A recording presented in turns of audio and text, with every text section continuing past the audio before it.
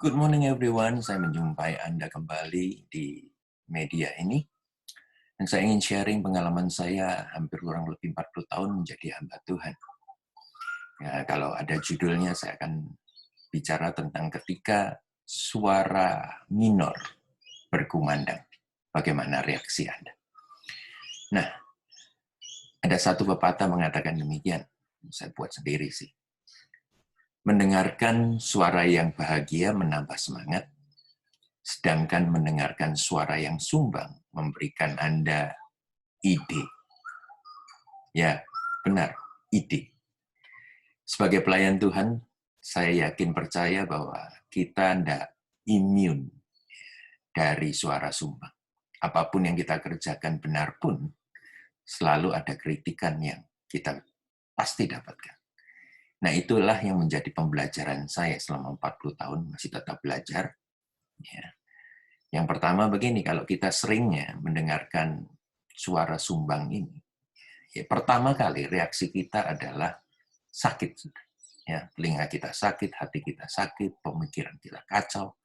Sebab suara sumbang itu, nada sumbang itu, ataupun nada minor itu, sepertinya satu pisau yang menyayat. Ya. Menyayat ketidakdewasaan kita. Menyayat kedagingan kita. Tetapi lama-kelamaan kalau saudara keluar daripada semua sampah emosi ini, maka saudara akan dapatkan idenya. Maksud saya begini, saudara akan bisa membaca watak orang, dan juga saudara akan menjadi dewasa di dalam menghadapi suara sumbang yang selalu akan ada di sekeliling Anda. Tetapi yang jelas bahwa tidak semua orang akan bisa menerima pengalaman ini sebagai satu yang positif dalam kehidupan mereka. Ya. Bahkan kalau mereka bereaksi negatif, maka kalau mereka tidak bisa keluar daripada tipuan ataupun pusaran iblis ini, maka luka itu akan menua. Luka itu akan menua dan lama-kelamaan akan membelenggu saudara dengan satu karakter yang sangat negatif sekali. Anda suka marah, cepat tersinggung, dan Anda bisa kena stroke nantinya. Yeah. Nasihat saya adalah leave it there. Leave it there. Don't carry it anymore. And please, move on to another level in life. See another side of negative voice as a great life lesson. Nah, hari ini saya ingin bagikan pengalaman saya mengenai 5 kunci dari pembelajaran suara sumbang di sekitar Anda. Yang pertama adalah kita lihat dari sifat ataupun kisah Yusuf. Ya, ketika dia menjumpai, ini di penjara sebenarnya. Yusuf di penjara ketika dia menjumpai dua wajah yang murung, yaitu daripada juru minuman dan juru roti dari Raja Firaun itu sendiri. Ketika kedua-duanya dijebloskan ke dalam penjara, ya, tanpa alasan apapun juga, seperti Yusuf adanya di dalam penjara. Tapi karena Yusuf tidak menangisi diri sendiri, maka dia sudah keluar daripada lingkaran setan ini yang hendak menjerat emosinya. Maka ketika dia melihat, ya, kedua wajah yang murung ini dan nada sumbang yang mereka keluhkan, mungkin mereka menangisi diri sendiri, apa yang akan terjadi. Dan dia mulai berteman. Dan suatu saat kedua-duanya mendapatkan mimpi. Dan ketika Yusuf dengan sukacita menolong orang ini dengan menginterpretasikan mimpinya, maka satu ditolong dan satu dihukum. Setelah keluar sesuai dengan mimpi mereka, maka Yusuf sebenarnya hendak berharap bahwa yang ditolong ini akan menolong dia. Tapi apa yang terjadi? Yusuf dilupakan. Pada waktu Yusuf dilupakan, saudara bisa bayangkan perasaan dia di dalam penjara. Aku sudah nolong, aku sudah berikan yang terbaik, aku sudah berharap, tapi mereka lupa. Itu sudah biasa, saudara.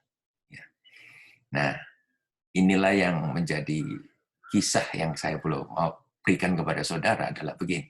Ketika 2 tahun kemudian, Tuhan mengingatkan ya, juru minuman itu untuk mengeluarkan Yusuf.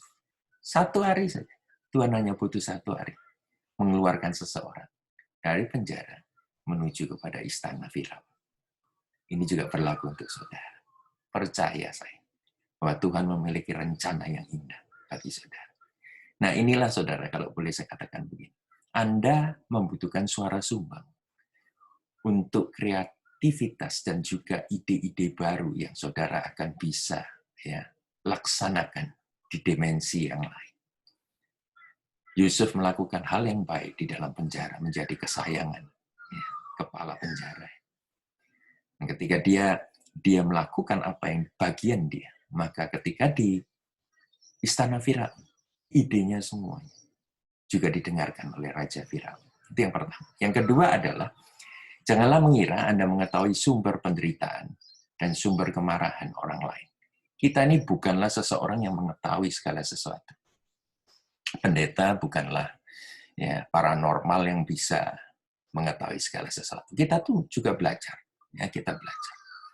Mungkin saat ini Anda berusaha untuk menolong seseorang yang bersuara sumbang. Tetapi berkali-kali Anda ditolak. Bagaimana reaksi kita?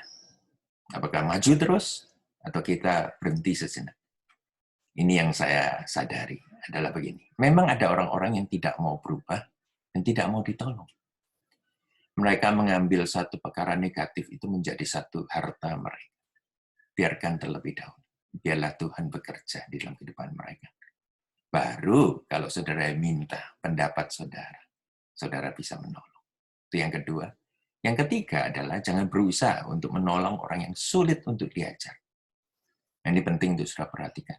Kalau orang yang ya bantah terus, saya ketemu dengan orang yang saya ingin nasihati di dalam WA-nya. Seorang gadis, ya, sudah menikah sih. Selalu postetnya itu semua ya apa yang dia post di status dia itu selalu menghantam pendeta. Dan dia tahu saya pendeta.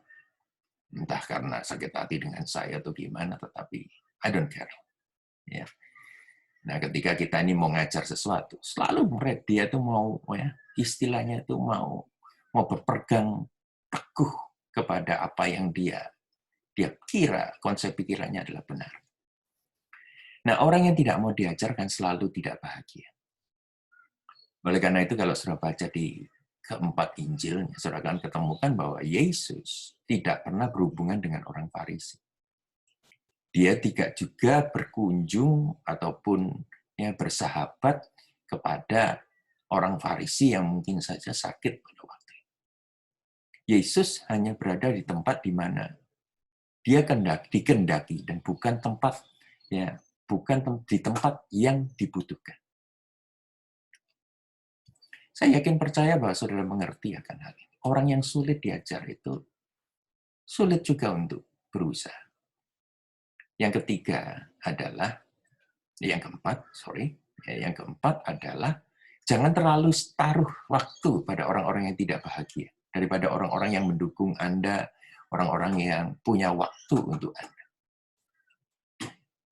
Karena kalau saudara memberikan waktu terlalu banyak untuk orang-orang yang tidak bahagia, istilahnya bersama dengan saudara, maka saudara wasted your time. Orang-orang bebal itu akan ada ya, di sekeliling saudara dan terlalu banyak memakan waktu, tenaga, dan perhatian Anda. Mungkin Anda dengarkan ini, VIP, very important person. Yang satunya adalah VDP, very drained person. Oleh karena itu, saudara harus menjadi tajam dalam penalaran saudara. Belajarlah dari Yesus di mana dia menjawab pertanyaan Farisi, orang-orang Farisi ini singkat dan memberikan waktu untuk Zakaria, untuk orang-orang yang berdosa ini, Sakeus dan wanita di pinggir sumur ini. Perhatikan ini. Ini akan menyelamatkan ya, waktu saudara dan kehidupan saudara. Yang terakhir, yang kelima adalah bukanlah tanggung jawab Anda untuk menyelesaikan segala perkara dari orang-orang sekitar Anda. bukan tanggung jawab Anda untuk menyelesaikan segala perkara dari orang-orang di sekitar Anda. Bahkan Yesus pun tidak melakukan hal itu. Anda dipilih Tuhan untuk menjadi manusia yang luar biasa dan menjadi perwakilan Allah di muka bumi. Dekatlah dengan Tuhan, dengarkan suara Roh Kudus. Maka ya, saudara akan berjalan menurut pimpinan Roh Kudus saja. Hari ini mungkin Anda akan melihat saya lebih dekat lagi bagaimana reaksi saya terhadap nada-nada sumbang di sekitar saya. Dan terserahlah penilaian Anda bagaimana mengenai saya. Ya. Tetapi konsep yang saya baru jelaskan 5 hal itu, inilah yang menjaga saya tetap berjalan dalam rencana Tuhan selama 40 tahun. Dan saya menginginkan Anda juga jangan gagal di tengah jalan, jangan karena saudara dikritik habis-habisan, kemudian saudara berhenti untuk menjadi hamba Tuhan. Wow, menjadi hamba Tuhan itu memang seperti sampah juga sih. Di mata-mata orang yang tidak bisa menghargai. Tapi menjadi emas sekeliling orang yang mengasihi saudara. Tetaplah menjadi hamba Tuhan. Sebab bukan saja gelar pendeta saja yang menjadi hamba Tuhan. Kita semua menjadi hamba Tuhan. Ya, kita semua adalah hamba Tuhan. Stay beautiful and God bless you.